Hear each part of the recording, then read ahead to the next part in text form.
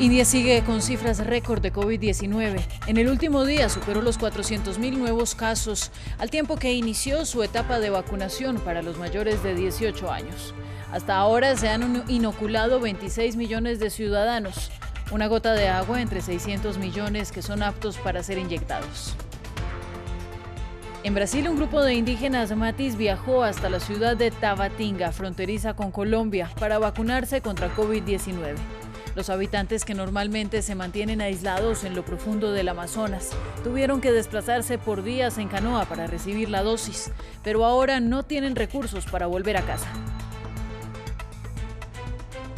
Y en Colombia, tras varios días de paro nacional contra el proyecto de ley de reforma tributaria, el presidente Iván Duque cedió y anunció cambios en el texto que subía impuestos a los servicios públicos, funerarios y a la canasta familiar. Pese al reclamo ciudadano, el gobierno dice que necesita cerrar el hueco financiero de la pandemia. Una feliz mañana de sábado. Mi nombre es Ángela Gómez y aquí comienzan las noticias de France 24. Iniciamos el informativo en India, que por primera vez desde el inicio de la pandemia reportó 400.000 nuevos positivos en una sola jornada.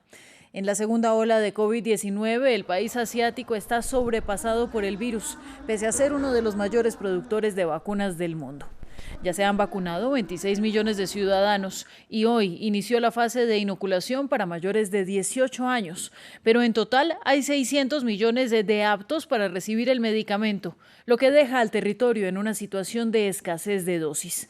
India tiene en total 19,1 millones de contagios y se acerca a los 212.000 fallecidos.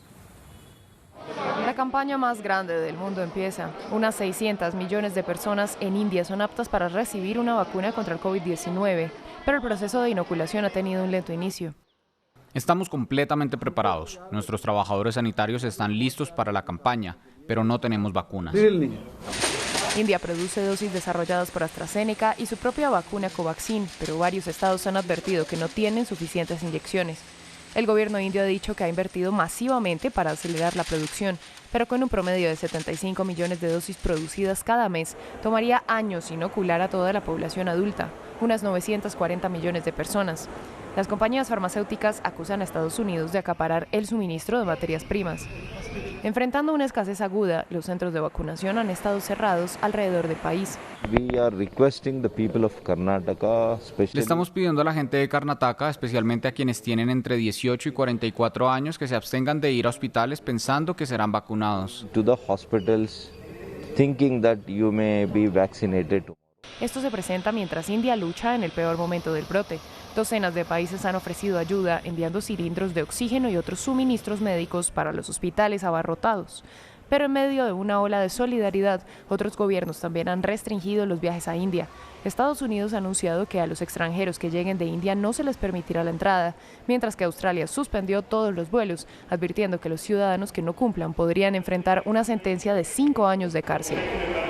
Desde el interior de la selva del Amazonas brasileño, 35 miembros de la comunidad indígena Matis viajaron en canoas durante varios días con el fin de vacunarse contra el coronavirus.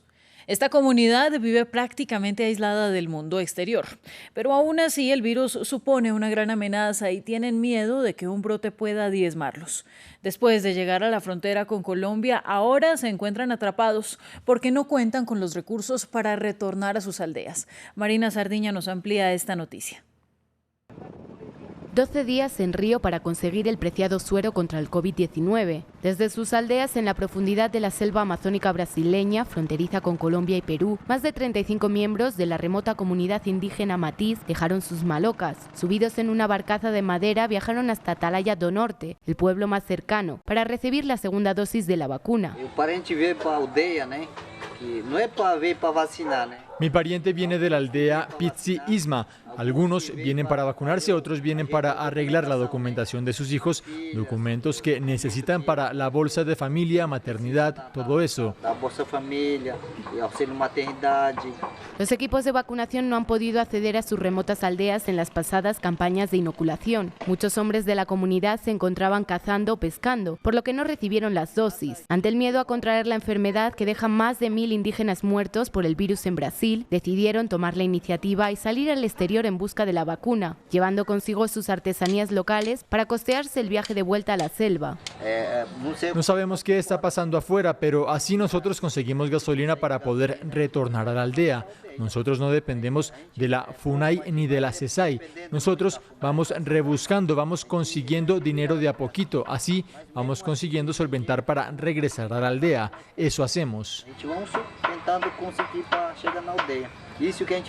Si bien la remota comunidad Matiz no ha registrado ningún caso de COVID-19 entre sus miembros, a finales de 1976, cuando fueron contactados por el exterior por primera vez, el 3% de la población Matiz murió a causa de varias epidemias, como la malaria o la gripe. Ahora, la muerte de sus chamanes o la pérdida de tierras amenaza con diezmar su comunidad. Y seguimos en América Latina. Colombia ha tenido una semana agitada. Tras el paro nacional que inició el 28 de abril en contra del proyecto de reforma tributaria del gobierno, el presidente Iván Duque anunció que se modificará el texto de 110 páginas, que ha generado todo tipo de reacciones por imponer tributos a los servicios públicos y a la canasta familiar, entre otros. Los que se oponen reclaman que se retire todo el proyecto de ley, pero el gobierno alega que necesita subsanar el hueco fiscal creado por la pandemia. El informe es de Andrea Amaya. El gobierno colombiano empieza a ceder y propone cambios a la reforma tributaria. El presidente Iván Duque ordenó al Ministerio de Hacienda construir junto con el Congreso un nuevo texto del polémico proyecto de ley con el que busca recaudar cerca de 6.302 millones de dólares para aliviar un déficit fiscal. La reforma no será retirada, pero se le harán cambios en los puntos más álgidos que han desatado protestas ciudadanas, como el cobro del IVA a los servicios públicos, impuesto sobre el valor agregado que es del 19%. Que no van a haber aumentos en el IVA, en bienes, en servicios, ni tampoco cambiar las reglas de juego actuales en el país. Eso quiere decir que en materia de IVA no va a haber, entre otros, IVA adicional o aumentos del IVA a productos y servicios, que no se tocará la canasta básica familiar de los colombianos, que no habrá IVA a los servicios públicos, que no habrá IVA a la gasolina. No se ampliará la base gravable. El mandatario colombiano agregó que las personas que actualmente no pagan el impuesto de renta no lo harán. Según Duque, el proyecto busca ante todo estabilizar las finanzas públicas y proteger la calificación crediticia que tiene Colombia. Sin embargo, a pesar de una fuerte tercera ola de COVID-19, miles de colombianos salieron a las calles desde el miércoles para exigir el retiro del proyecto. Consideran que afectará el bolsillo de muchas personas con más impuestos a la clase baja y media, ya duramente afectada por los estragos económicos de la pandemia. En este clima de rechazo se suma el descontento por los efectos sociales que ha tenido la crisis sanitaria por COVID-19, que se ha cobrado la vida de más de 73.000 personas y que ha aumentado los niveles de pobreza, que según los más recientes reportes subió al 42,5% en 2020. Pero el anuncio de los cambios en la reforma tributaria en Colombia no ha calmado los ánimos en las calles. En el suroccidente del país, en las ciudades de Cali y Pasto, hay un amplio despliegue militar y allí las manifestaciones se extendieron hasta la noche. Hay reportes de desmanes por parte de algunos de los manifestantes y en Cali se habla hasta de 7 muertos y disparos con munición letal por parte de la policía. El director de la institución dice que hasta el momento no han encontrado información concreta al respecto. Y en Afganistán se incrementó la seguridad en la ciudad de Kabul, en preparación para las posibles reacciones violentas por parte de los insurgentes talibanes, a medida que las tropas estadounidenses inician la fase final de retirada del país por orden del presidente Joe Biden. Una mayor presencia militar y seguridad en los puntos de control fueron visibles en la capital afgana, y una fuente de seguridad dijo que la ciudad había sido puesta en alerta máxima. Entre tanto, este jueves hubo 27 fallecidos y más de 60 heridos tras la explosión de un carro bomba en la provincia de Logar. El ataque dejó además edificios destruidos y daños en el principal hospital de la zona, y las autoridades atribuyen la responsabilidad al grupo talibán. Hasta aquí el informativo. Usted recuerde que puede seguirnos también en france24.com con actualizaciones de todas las noticias por nuestro equipo periodístico. Siga con nosotros y nos vemos en minutos. Buenos días.